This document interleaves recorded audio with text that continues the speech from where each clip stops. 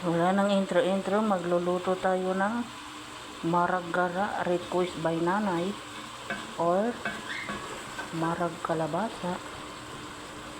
See? So mayroon na rin din sibuyas at bawang, guys.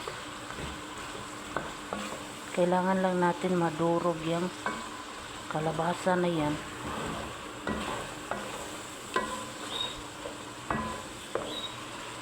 Bago natin ihalo ang ating kamatis.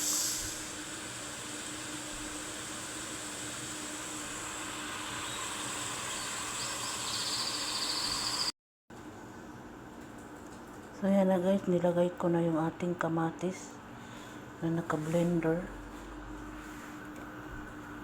Tomato na mayroong tomato paste. Konting sugar. At maglagay na rin tayo ng salt. So tansya-tansya lang yung salt niya dito, guys. So i-dry natin yan. Hindi ko sure kung may pakita ko pa sa inyo yung process kasi medyo mahaba-habang video na to eh. Hindi kasi ganun sa ordinaryong luto lang yung luto ng amo kong babae dito. Supposed to be ganito lang. Then, hintay na lang maluto yung karne. Meron namang ganito lang na ito na talaga yung sabaw tapos dagdagan na lang ng tubig. Pero ang amo ko, kailangan niyang i-dry muna ito. Di ba meron na itong tomato, kamatis na naka-blender. I-dry niya yan kasi gusto niya parang yung spaghetti ang mangyayari.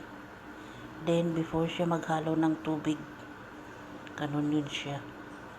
Ganun yung ginagawa ng amo ko. Kaya umabot siya ng ilang oras bago maluto. Hindi ko nga mag-gets eh. Kanya-kanyang way yung luto ng Arabo dito. Sumaputla siya sa camera pero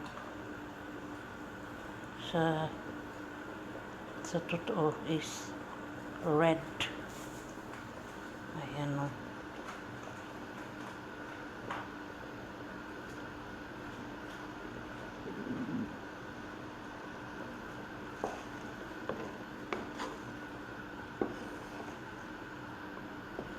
Actually, madali lang naman ito siya lutuin.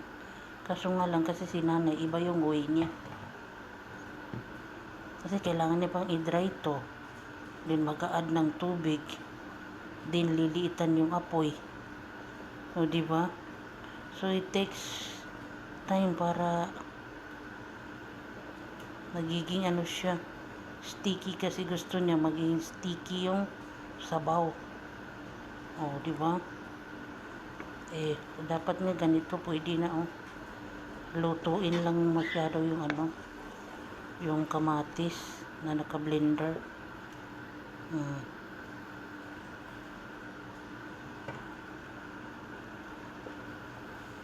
So ganyan ang mga cooking ni nanay dito.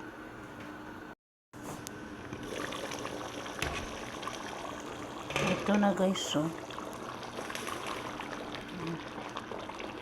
resulta. Ganyan ang gusto ni nanay. Yung medyo creamy. Sticky. Ganyan.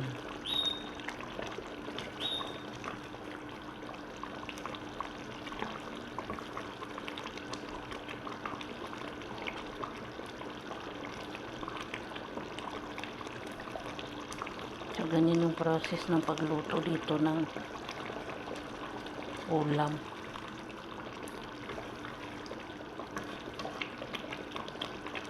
Iba-iba yung maarabo ng pamamaraan, guys. See?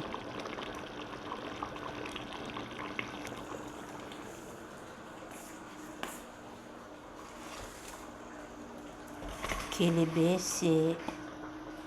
Siyempre, hindi yan ubusin. I-stack natin sa freezer. Lininis ko lang, hiniwa-hiwa. Isupot natin.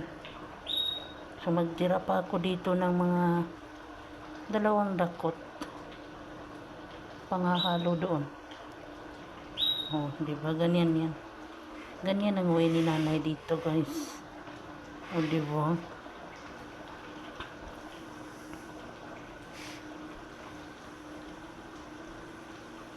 Pababush na, guys, ha. Yun lang. Chinika ko lang sa inyo. Para alam nyo, cherries. Buyers.